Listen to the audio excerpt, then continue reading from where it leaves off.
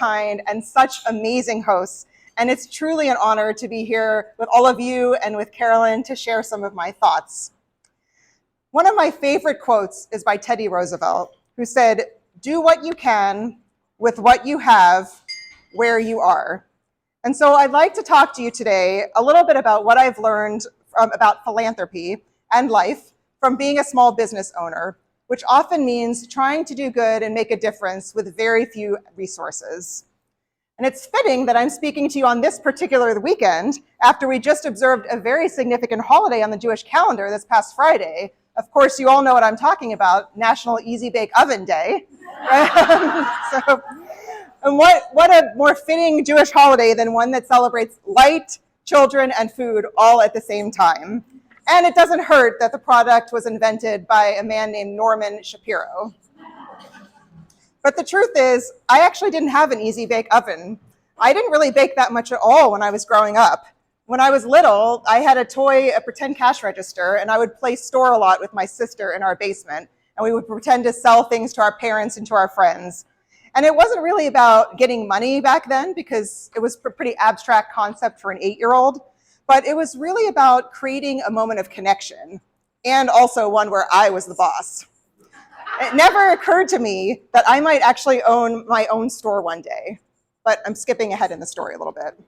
So during college, my mother spent a summer in Israel, and that's where she met my father. They ended up moving to the United States, and yada, yada, yada, I was born.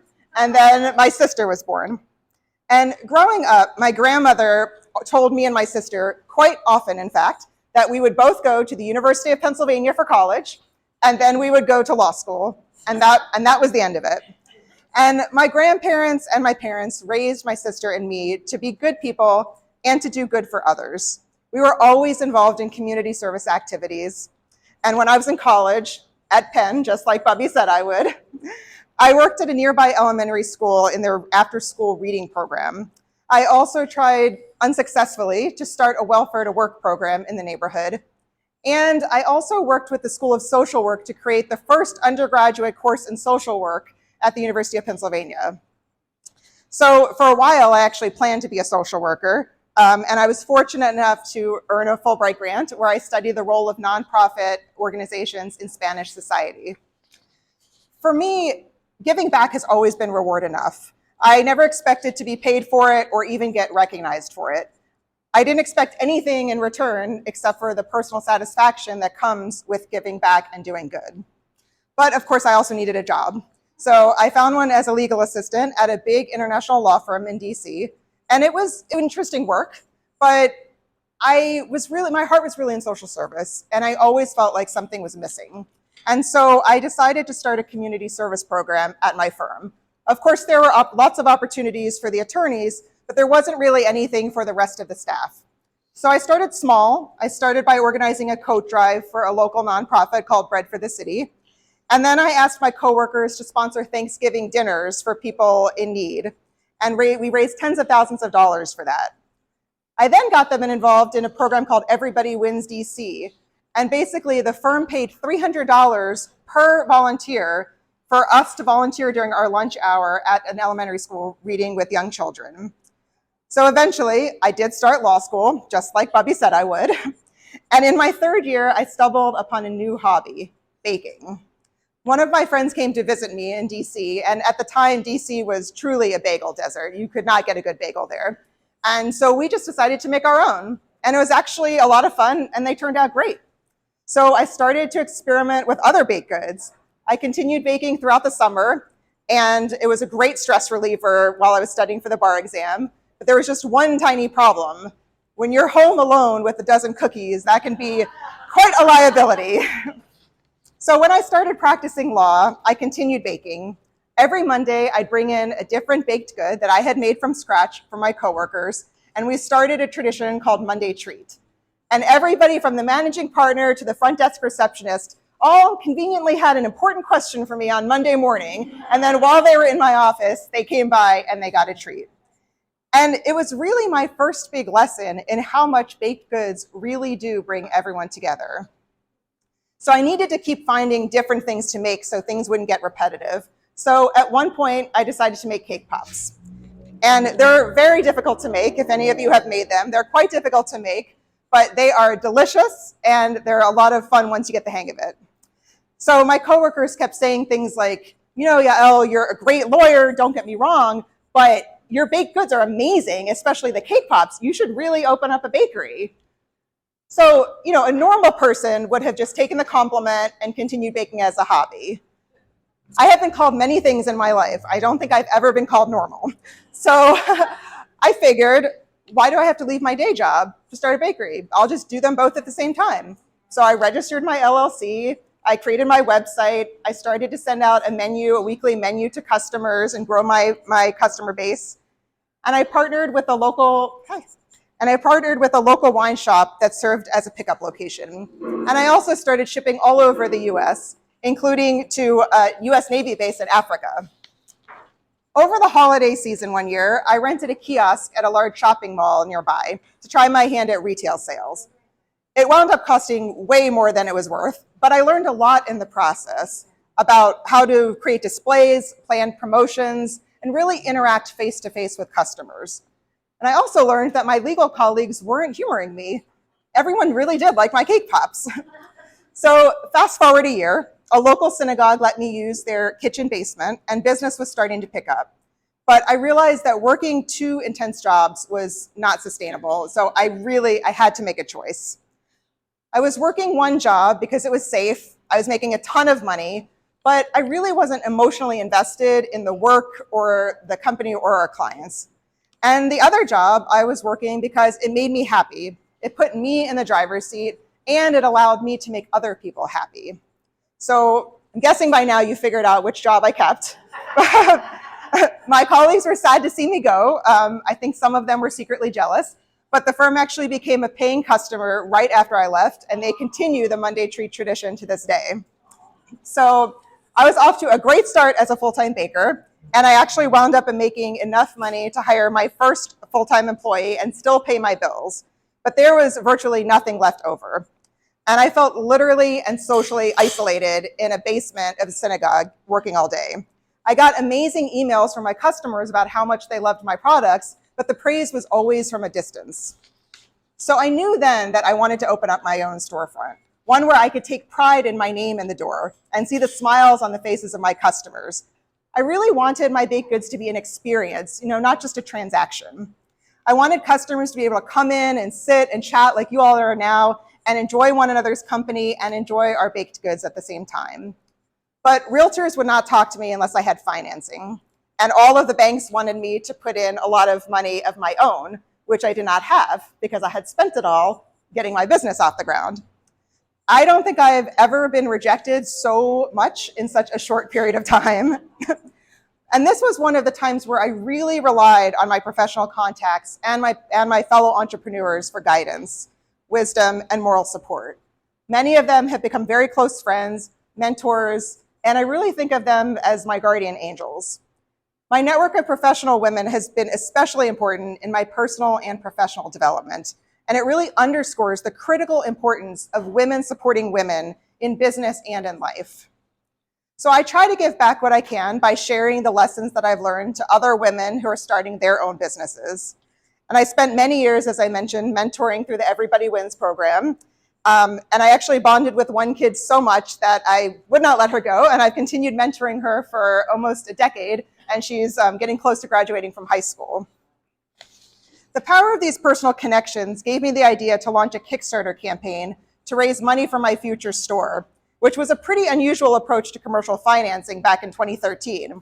It was so novel, in fact, that CNN actually did a story where they featured me and explained to their viewers what crowdfunding was. So my Kickstarter campaign raised nearly $75,000 in 1 month. 669 people contributed to the campaign, including, of course, many of my family and friends, and also a lot of my coworkers. And some of my old coworkers were people I had practiced law with, but a lot of them were people that I knew just from my community service work at the firm.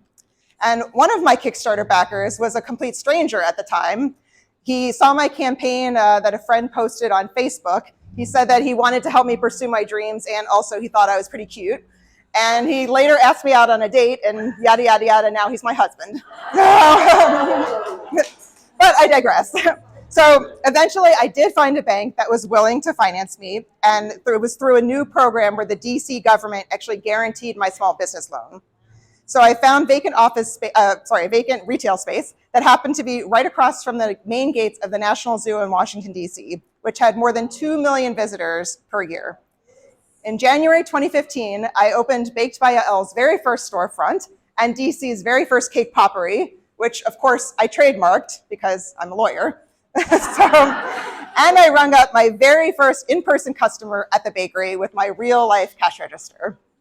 So finally, I had created that moment of face-to-face connection that I had acted out as a little girl. And finally, I was the boss. It seemed like the hardest part was over. And so now I just needed to wait for the happy customers to come across the street from the zoo and throw their money at me and everything would be great. That is not exactly what happened. We had a series of pretty major setbacks when the store opened, ranging from a cold and snowy winter, massive construction right in front of our store, and the zoo's decision to significantly cut their hours. So all of this combined with the inevitable cost of overruns from the build out of the store, I had no money left over for marketing. But still, I slowly gained customers from the neighborhood and beyond. I started doing more corporate catering and more events, and my nationwide shipping business just picked up as word spread. So it just so happened that I don't believe that baked goods should have nuts in them. Don't have anything against nuts, just don't think they should be baked goods. But when I started getting thanked by families with nut allergies, I realized that this is actually a very serious problem for a lot of families. So we decided to take measures to ensure that all of our ingredients were nut-free and that the entire bakery was nut-free. And it's really hard to describe the face of a mother who is bringing their daughter into a bakery for the first time. I mean, they would literally come up to me and hug me and cry and say that their daughter or son had never been in a bakery before because it was never safe enough for them to come. So to be even more inclusive, we also decided to get our Orthodox and Conservative Kosher certification, and we also expanded our menu to include gluten-free and vegan options. And to that end, if anybody is gluten-free and vegan, we have some special cake pops for you. So I also acquired an extremely niche business of distributing shmora oat matzah, which is a Pesach necessity for observant Jews who are gluten-free. I picked it up at the Orthodox Bakery in Brooklyn, where it's rolled by hand and baked over a fire. And I happened to be doing a phone interview on the drive home for a front page profile in the Washington Post, which noted in the article that I had been, quote, barreling down the Jersey Turnpike in a van piled with 1,000 cases of gluten-free oat matzah. Who would have thought that would be my life? But one of the things that I grappled with over the years was how to incorporate community service values into my new profession. I no longer had disposable income of my own or the resources of a huge law firm to leverage. So I started looking for opportunities to give back that didn't involve writing big checks. For example, we donate all of our unsold baked goods to a wonderful organization called Food Rescue that works with local soup kitchens and shelters in DC. We also give gift cards for fundraisers and silent auctions, and we hold cake pop parties to raise money for nonprofits. Sometimes opportunities present themselves in unexpected ways. The National Zoo is part of the Smithsonian Institution, and so also part of the federal government. And during the 2018-2019 shutdown, we provided free meals to the zookeepers who had to continue taking care of the animals even though they weren't getting paid during that time. So a couple of weeks later, one of our customers who loves the zoo and Baked by Yael contacted me and asked if they could chip in to help provide the free meals that we were giving the zookeepers. That led to contributions from dozens of people across the country who helped fund our meals initiative. And because we had lost significant revenue as a result of the zoo closure, the contributions from the customers allowed us to weather the storm and to continue providing free meals to the zookeepers for the duration of the longest government shutdown in US history. We were even able to expand our efforts to offer free cake pop classes to furloughed employees all across the federal government. So as Baked by Yael grew, I hired sales associates and baking associates of all ages and from a stunningly diverse set of backgrounds. And I realized that creating good jobs in itself is an important way to contribute to the community. This has been one of the most humbling aspects of my life as a small business owner. And although recruiting and supervising employees really drives me crazy, I am very mindful of the responsibility that I have for the livelihoods of dozens of people and hundreds of people over the past 8 years. I never forget that I'm not just trying to stay in business for myself, but for the families of everyone who works for me.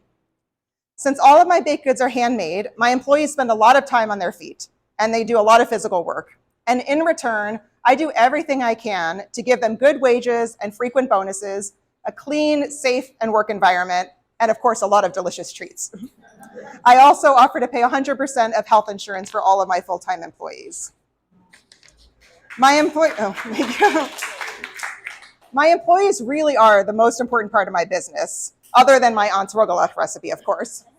But they also represent nearly 2/3 of my business expenses. Eventually, these business expenses became unsustainable when combined with rising rent and my original construction debt payments. I really didn't want to give up, both out of a sense of my own sense of pride, but also because I didn't want to let down all of my employees and my customers. And on more than one occasion, I put my employees' wages on my credit card rather than missing payroll. In hindsight, it was a very dangerous thing to do, but I would do it again if I had to. I just thought at the time, if I can just make it to the 5-year mark of the store being open, then everything would start to turn around. And that brings us to 2020. So as you may have heard, there was a bit of a global pandemic gearing up right around that time. And on Friday, March 13th, 2020, everything shut down. In addition to the far more deadly consequences, this also meant no birthday parties, no conventions, no corporate breakfasts, virtually no orders at all. Nearly all of our business dried up overnight. So that Sunday, I gathered my staff in the community room of our local apartment building. I made them stand 6 feet apart, and I basically told them that I didn't know how much longer Baked by Yael could last. Fighting back tears, I told them that I would probably have to lay most of them off to save the business, but if Baked by Yael survived, I promised that I would hire them all back as soon as possible. It was the worst moment of my professional life. So that night, I sat alone in my bakery at 3 a.m. and contemplated my future. I wrote a very candid email to my customers and the neighborhood listserv, channeling the emotions that so many business owners all over the world were feeling. I hit send and eventually went home and went to sleep. But when I woke up, I was heartened to see so many messages of support. But even more importantly, customers started placing orders. They sent cake pops to their friends and their families across the country, and they signed up for virtual cake pop classes on Zoom. They made bagels and challah a part of their weekly and sometimes daily routines. So I really wanted to do something to support all of the healthcare workers and the first responders who were working so hard during the pandemic, but I didn't even know how much longer I would be able to stay in business, let alone did I have extra cash to make donations. I thought the community might be willing to send care packages to some of these heroes, which I would then deliver to fire stations and hospitals. My customers loved the idea, and they started buying care packages as fast as we could make them. And I even added a retirement home to support some seniors who were isolated from family. This was truly a win-win-win situation for my customers who felt good about their donations, for those who received the delicious treats and knew that the community appreciated them, and of course for Baked by Yael as well. And thanks to my amazing customers, it didn't take long before I was able to hire back all of my staff who were willing to work. I was able to completely pay off my debt, my credit card debt, I should say, and I was able to chip away at my construction loans. And I'm so thankful to the DC and federal government and their pandemic assistance that saved my business and so many others. The pandemic definitely isn't over, but Baked by Yael is now 12 years old and going strong, and we're approaching our 8th anniversary across from the zoo. We're a profitable business with dozens of employees and nearly perfect reviews on Yelp. In addition to the bakery across from the zoo, we also sell at several farmers markets and local festivals. And Rosh Hashanah this year was our biggest day in the history of the company. We made over 400 loaves of challah for family meals. So about 2 weeks ago, I gathered all of my staff in that very same community room that we had been in 2.5 years ago for our first barbecue since the pandemic started. I am very grateful. And earlier this year, I was able to put aside $1,000 to donate to the Penn School of Social Work, where I studied what seems like a lifetime ago. As donations from Penn alumni go, I know that this was not much, but for me, it was a huge milestone. When I was first asked to come here today, I was incredibly honored, but honestly, I was a little bit intimidated. I mean, what could I say about philanthropy that you don't already know? And how could anything that I've possibly done compare with all of the good work that all of you do on a regular basis? For a long time, I really thought that the only true form of philanthropy was writing a check. And I always felt guilty because I've rarely been in a position to do that. I spent all of my savings getting baked by Yael off the ground, and then I spent several years getting myself into and then out of massive debt. But I now realize that good comes in many forms, and the impact is more important than the means. For some, it is writing checks, and if you can keep doing that, please do. But for others, it's donating products and services, creating good jobs, being a good community role model, and mentoring others.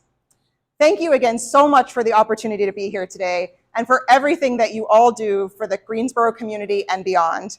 It is a privilege to join with you to do what we can with what we have where we are. Thank you.